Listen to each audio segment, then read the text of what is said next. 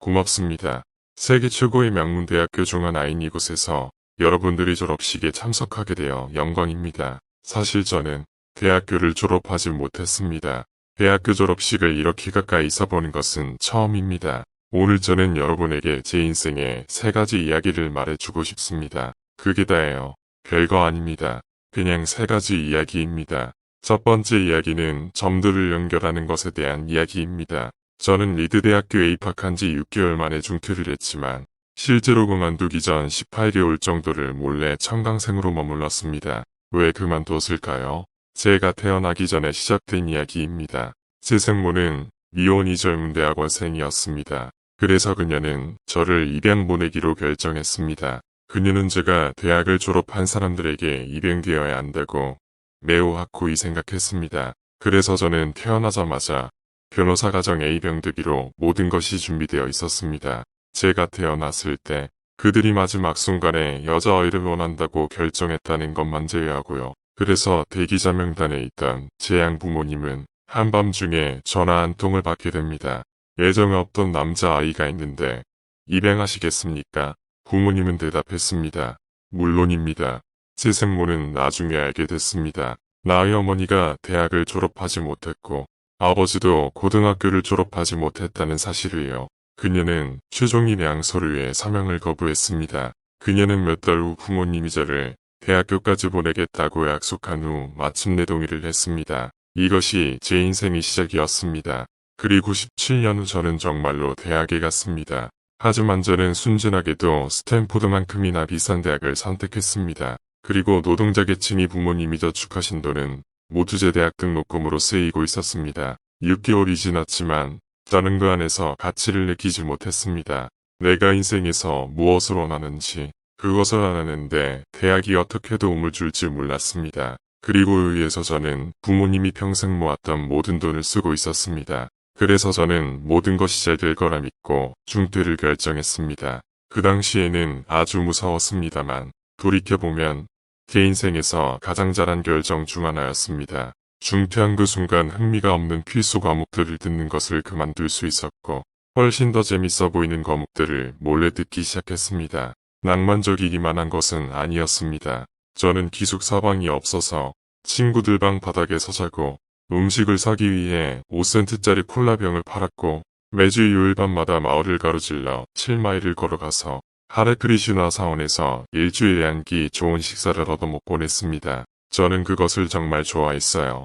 저의 호기심과 직감에 따라 우연히 하게 된 것 중 많은 부분이 나중에 보니 매우 귀중한 것이 되었습니다. 한 가지 예를 들어보겠습니다. 당시 리드 대학은 미국 최고의 서체 교육을 제공했습니다. 캠퍼스 곳곳에 있는 모든 포스터와 서랍장에 붙은 모든 라벨이 아름답게 손으로 쓴 서체로 적혀 있었습니다. 저는 중퇴를 해서 정규 수업을 들을 필요가 없었기 때문에 이것을 아는 방법을 배우기 위해 서체 수업을 듣기로 결정했습니다. 저는 세리프와 산세리프 서체에 대해 배웠습니다. 서로 다른 문자 조합 사이의 간격을 다양화하는 방법, 훌륭한 글씨체를 만드는 요소에 대해 배웠습니다. 그것은 과학적인 방식으로는 표현해낼 수 없는 아름답고 유서 깊고 예술적으로 미묘한 것이어서 저는 그것이 매력적이라고 생각했습니다. 이 중 어느 것도 내 삶에 실제 적용될 것이라는 희망조차 없었습니다. 하지만 10년 후 우리가 매킨토시 컴퓨터를 설계할 때 모든 것이 저에게 돌아왔습니다. 우리는 그 모든 것을 매킨토시에 집어넣었습니다. 그것은 아름다운 글씨체를 가진 최초의 컴퓨터였습니다. 만약 제가 대학에서 그 수업을 몰래 듣지 않았더라면 맥은 다양한 서체나 비율적인 간격의 글꼴을 가지지 못했을 것입니다. 그리고 맥을 뺏긴 윈도우도 그런 기능이 없었을 거니까 개인 컴퓨터들도 이런 것들을 갖지 못했을 것입니다. 제가 만약 중퇴한 적이 없었더라면 서체 수업을 몰래 듣지 않았을 것이고 개인용 컴퓨터에서 사용하는 멋진 글씨체가 없었을 것입니다. 물론 제가 대학에 다닐 때는 미래를 내다보고 점들을 연결하는 것은 불가능했습니다. 하지만 10년이 지난 지금 뒤를 돌아보면 그건 아주 분명했습니다. 다시 말씀드리지만 여러분은 미래의 점들을 연결할 수 없습니다. 지나고 나서 뒤돌아볼 때만 연결할 수 있습니다. 그러니 여러분은 미래에 어떻게든 연결될 것이라고 믿어야 합니다. 여러분이 직감, 운명, 인생, 카르마, 그 무엇이든 믿음을 가져야 합니다. 왜냐하면 미래의 그 점들이 연결된다고 믿는 것이 여러분이 마음을 따를 자신감을 줄 것이기 때문입니다. 심지어 그것이 여러분을 험한 길로 이끌 때에도 그것은 모든 차이를 만들어냅니다. 두 번째 이야기는 사랑과 상실에 관한 것입니다. 저는 제가 어렸을 때 제가 좋아하는 일을 발견한 것이 행운이었습니다. 저는 20살 때 부모님 차고에서 애플을 시작했습니다. 우리는 열심히 일했고 10년 만에 애플은 차고에서 단둘이서만 일하던 회사에서 직원 수가 4,000명이 넘는 20억 달러 규모의 회사로 성장했습니다. 우리는 최고의 작품인 매킨토시를 그 1년 전에 출시했고 저는 이제 막 30세가 되었습니다.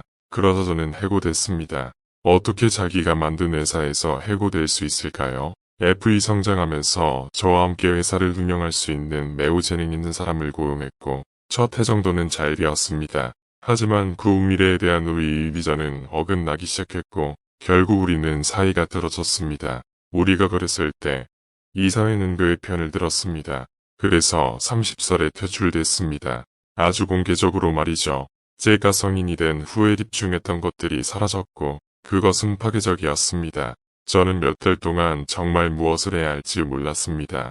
저는 제가 이전 세대의 기업가들의 명예를 실추시켰다고 느꼈고 제게 남겨진 바통을 떨어뜨린 것 같았습니다. 저는 데이비드 패커드와 밥 로이스를 만나 너무 심하게 망친 것에 대해 사과하려고 했습니다. 저는 매우 대중적인 실패자였고 심지어 실리콘밸리에서 도망칠 생각까지 했습니다. 그러나 저는 여전히 제가 한 일을 사랑한다는 사실을 서서히 깨닫기 시작했습니다. 애플에서의 해고됐던 상황조차 그것을 조금도 바꾸지 않았습니다. 저는 거절당했지만 여전히 사랑에 빠져 있었습니다. 그래서 저는 다시 시작하기로 결심했습니다. 그때는 알지 못했지만 알고 보니 애플에서 해고된 것이 제게 일어날 수 있는 최고의 사건이었습니다. 성공의 중압감은 다시 초심자의 가벼움으로 바뀌었고 모든 것에 대해 더 럭신하게 되었습니다.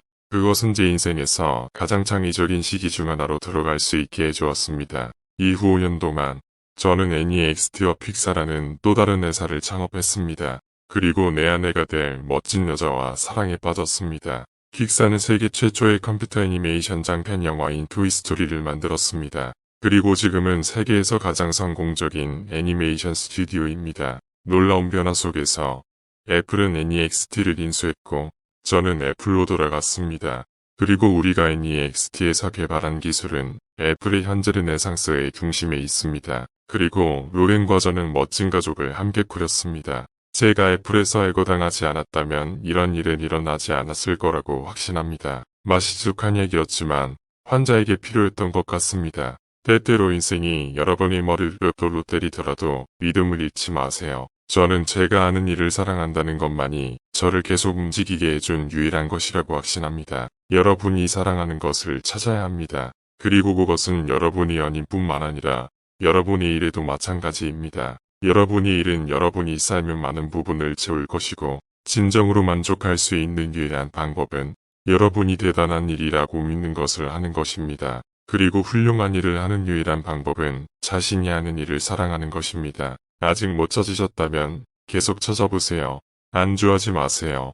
마음의 모든 문제가 그러하듯 그것을 전혀 알게 될 것입니다. 그리고 다른 훌륭한 관계와 마찬가지로 시간이 지날수록 점점 더 좋아집니다. 그러니 계속 찾아보세요.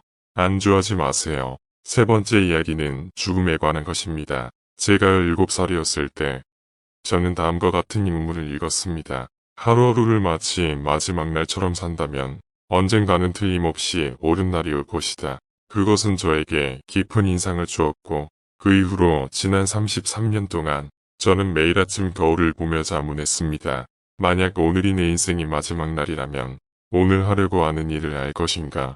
그리고 너무 많은 날들이 연속적으로 아니오라고 대답할 때마다 저는 제가 무언가를 바꿀 필요가 있다는 것을 압니다. 곧 죽는다는 것을 기억하는 것은 인생에서 중요한 선택을 할 수 있도록 도와주는 가장 중요한 도구입니다. 왜냐하면 거의 모든 외부의 기대, 모든 자부심, 모든 공경과 실패에 대한 두려움, 이러한 것들은 죽음 앞에서 그냥 사라지고 진정으로 중요한 것만 남게 되기 때문입니다. 여러분이 죽을 것이라는 것을 기억하는 것이 잃을 것이 있다고 생각하는 함정을 피하는 가장 좋은 방법입니다. 여러분은 이미 죽을 몸입니다. 당신이 마음을 따르지 않을 이유가 없습니다. 약 1년 전에 저는 암 진단을 받았습니다. 아침 7시 30분에 검사를 받았고 그리고 그것은 분명히 췌장의 종양이 보였습니다. 췌장이 뭔지도 몰랐습니다. 의사들은 제게 이것은 거의 치료가 불가능한 암의 일종이며 제가 3개월에서 6개월 이상 살지 못할 것이라고 말했습니다. 주치의는 집에 가서 신변 정리를 하라고 조언해 주셨습니다. 이것은 죽음을 준비하라는 뜻입니다. 그것은 앞으로 10년 동안 아이들에게 말할 수 있을 것이라고 생각했던 모든 것을 단 몇 달 만에 아이들에게 해줘야 한다는 것이었습니다. 그것은 가족이 가능한 한 쉽게 보내줄 수 있도록 모든 것이 잘 정리되어 있는지 확인하라는 것을 의미합니다. 작별 인사를 하라는 뜻입니다. 저는 하루 종일 그 진단을 받으며 살았습니다. 그날 저녁 늦게 저는 조직 검사를 받았는데 그곳에서 내시경을 목 아래로 이를 통해 장으로 집어넣고 췌장의 바늘 꽂아 종양에서 몇 개의 세포를 채취했습니다. 저는 마취 상태였는데 거기에 있던 아내는 의사들이 현미경으로 세포를 보았을 때 그것이 수술로 치료할 수 있는 매우 희귀한 형태의 췌장암으로 판명되었기 때문에 울기 시작했다고 말했습니다. 수술을 받았고 감사하게도 지금은 괜찮습니다. 이것이 제가 죽음에 직면한 가장 근접한 순간이었습니다. 그리고 앞으로 수십 년 동안은 그렇게 되지 않기를 바랍니다. 죽음을 겪어본 저는 이제 죽음이 때론 유용하지만 순전히 머리로만 알고 있을 때보다 조금 더 확실하게 말할 수 있습니다. 아무도 죽고 싶어 하지 않습니다. 천국에 가고 싶어 하는 사람들도 천국에 가기 위해 죽고 싶어 하지 않습니다. 하지만 죽음은 우리 모두 가공해야 하는 목적지입니다. 아무도 탈출한 적이 없어요. 그리고 그것은 당연한 것입니다. 왜냐하면 죽음은 삶의 유일한 최고의 발명품일 가능성이 높기 때문입니다. 그것은 삶의 변화의 에이전트입니다. 그것은 새로운 것을 위한 길을 만들기 위해 낡은 것을 제거합니다. 지금 당장은 새로운 것이 여러분이지만 언젠가는 지금으로부터 멀지 않은 날에 여러분은 점차 9세대가 되어 채워질 것입니다. 너무 극적으로 말해서 미안하지만 사실입니다. 여러분이 시간은 한정되어 있으니 다른 사람의 삶에서 낭비하지 마세요. 다른 사람의 생각의 결과에 따라 사는 교리에 갇히지 마십시오. 다른 사람들의 의견이 여러분 내면의 목소리를 묻히게 하지 마십시오. 그리고 가장 중요한 것은 자신의 마음과 직관을 따를 용기를 갖는 것입니다. 여러분이 가슴과 영감은 여러분이 진정으로 무엇이 되고 싶은지를 이미 알고 있습니다. 다른 것들은 모두 부차적인 것입니다. 제가 어렸을 때 지구백과라는 놀라운 출판물이 있었는데 그것은 우리 세대의 상경 중 하나였습니다. 여기서 멀지 않은 맨로파크에 사는 스튜어트 브랜드라는 사람이 만들었는데 그의 시적인 손길로 생명을 불어넣었습니다. 이건 1960년대 후반의 일입니다. 개인용 컴퓨터와 데스크톱 출판 전에 말이죠. 그래서 그것은 모두 타자기, 가위, 폴라로이드 카메라로 만들어졌습니다. 구글이 등장하기 35년 전에 책으로 된 구글과 같았습니다. 그것은 아주 이상주의적이었고 깔끔한 도구와 훌륭한 개념들 넘쳐났습니다. 스튜어트와 그의 팀은 지구백과에 여러 번 이 개정판을 냈고 그 후 수명이 다할 때쯤 그들은 최종판을 발행했습니다. 1970년대 중반이었고 저는 여러분이 나이였습니다. 그들의 마지막 코딩면 표지에는 이른 아침 시골길에 사진이 있었습니다. 과없는 사람이 히치하이킹할 수 있는 그런 사진입니다. 그 밑에는 다음과 같은 문구가 있었습니다. 늘 갈망하고 무식하게 나아가라.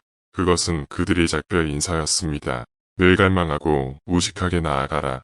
그리고 저는 항상 저 자신을 위해 바랐습니다. 그리고 이제 여러분이 졸업을 하고 새롭게 시작할 때 여러분이 그렇게 되기를 바랍니다. 늘 갈망하고 무식하게 나아가십시오. 감사합니다.